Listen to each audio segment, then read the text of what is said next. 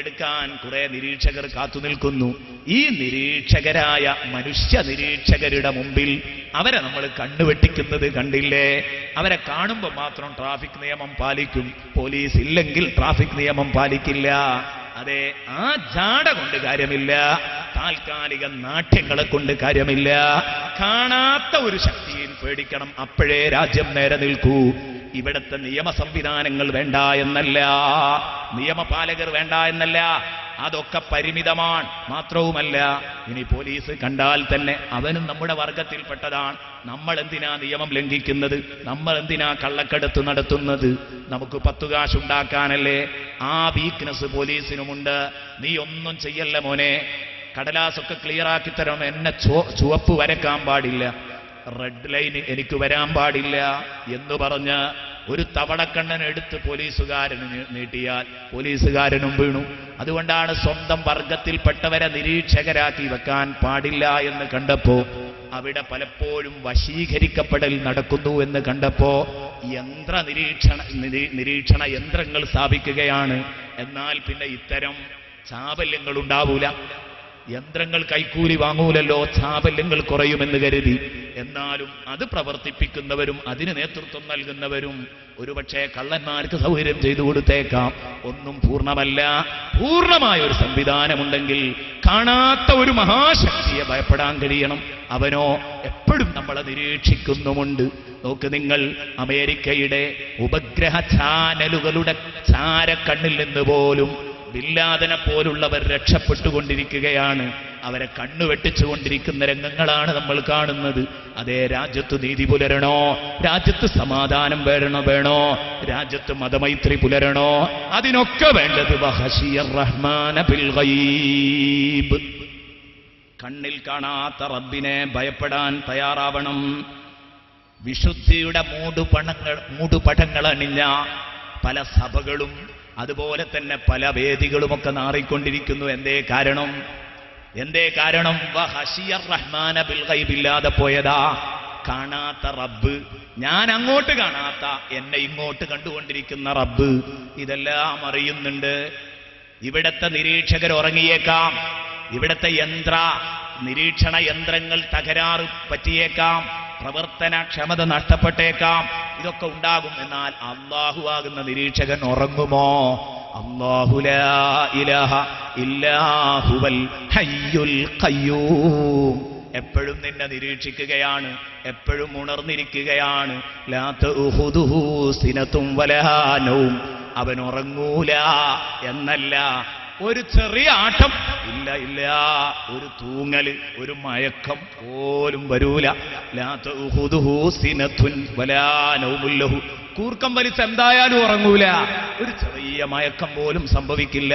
അല്ലാഹു എങ്ങാനും ഒരൊറ്റ നിമിഷം ഈ ലോകം മൊത്തം ചലിക്കുന്നതിന്റെ പിന്നിൽ അല്ലാഹുവിന്റെ നിയന്ത്രണമുണ്ട്. ഖയ്യൂമാണവൻ, അവൻ നിയന്ത്രിച്ചിട്ടാണ് ഇത് ചലിക്കുന്നത്.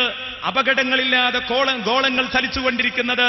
ഒരൊറ്റ നിമിഷങ്ങാനും അല്ലാഹു ഒന്നങ്ങോട്ട് ആടിപ്പോയാൽ കഴിഞ്ഞു, എല്ലാ സിസ്റ്റങ്ങളും തകരും. കുല്ല യൗമിൻ ഹുവ ഫീ ശഅൻ, എല്ലാ സമയത്തും അവനവന്റെ ജോലി എടുത്തുകൊണ്ടിരിക്കുകയാണ്.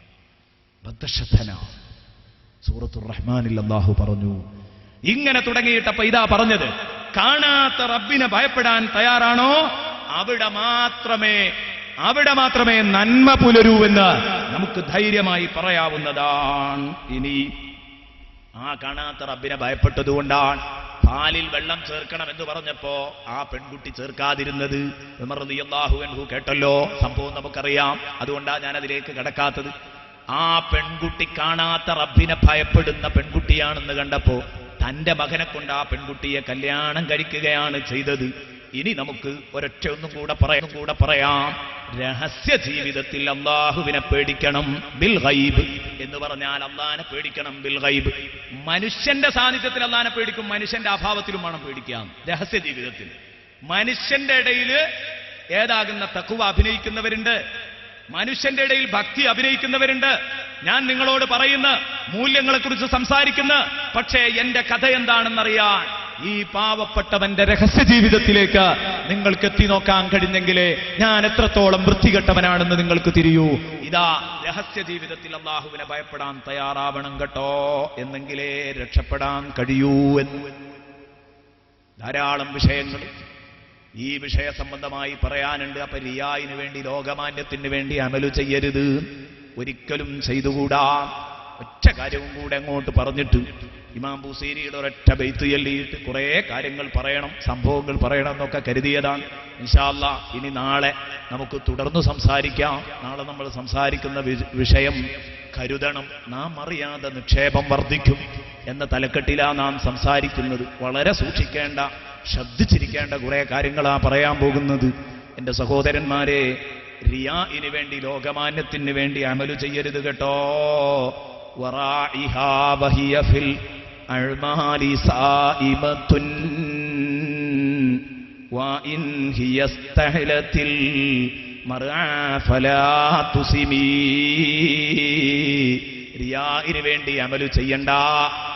നല്ല നല്ല അമലുകളിൽ നിന്റെ ശരീരം മേയുമ്പോൾ തന്നെ, മേഞ്ഞു നടക്കുമ്പോൾ തന്നെ നിന്റെ ശരീരത്തെ, ആത്മാവിനെ നീ നിരീക്ഷിച്ചു കൊണ്ടിരിക്കണം. വറാഇഹ വഹിയ ഫിൽ അഅ്മാലി സായിമത്തുൻ വഇൻ ഹിയസ്തഹലത്തിൽ മർആ. അതിന്റെ മേച്ചിൽ പുറങ്ങളിൽ അതിന് അനുവദിക്കാത്ത വല്ല വിഷപ്പുല്ലുകളും അത് കടിക്കുന്നുണ്ടെങ്കിൽ, വല്ല അനുവദിക്കപ്പെടാത്ത മധുരമുള്ള വിഷപ്പുല്ലും കടിക്കുന്നുണ്ടെങ്കിൽ, അതാ ഫലാ തുസിമീ, പിന്നെ അവിടെ വെച്ച് ആ മൃഗത്തെ മേക്കല്ല, നിന്റെ ശരീരത്തെ ഉടനെ പിൻവലിക്കണം. നിനക്ക് ജനങ്ങൾ കാണുന്നതിലൊരു സുഖം തോന്നുന്നുണ്ടോ? സുന്നത്തായ കർമ്മങ്ങൾ ചെയ്യുമ്പോ നിർത്തിക്കാളാ, അതുകൊണ്ടൊരു കാര്യവുമില്ല എന്നാണ് ബഹുമാനപ്പെട്ട ഇമാം ബുസീരി റളിയല്ലാഹു അൻഹു പറഞ്ഞത്. നമുക്കൊരു മൗലായ ചൊല്ലി പിരിയാം.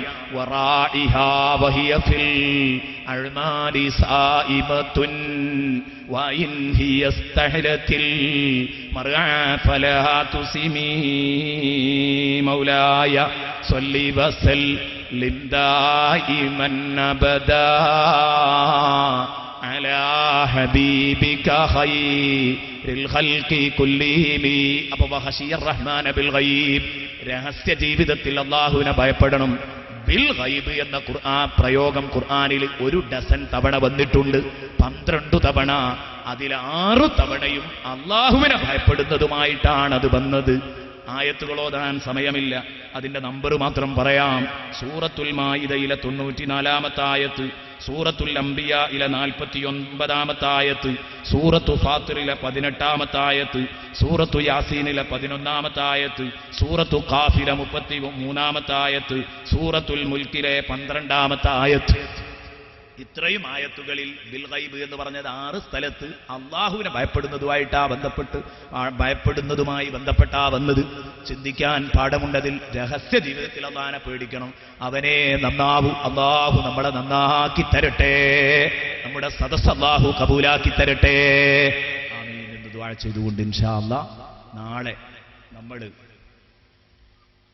ഇതേ സമയത്ത് തന്നെ നാളെയും ആരംഭിക്കും.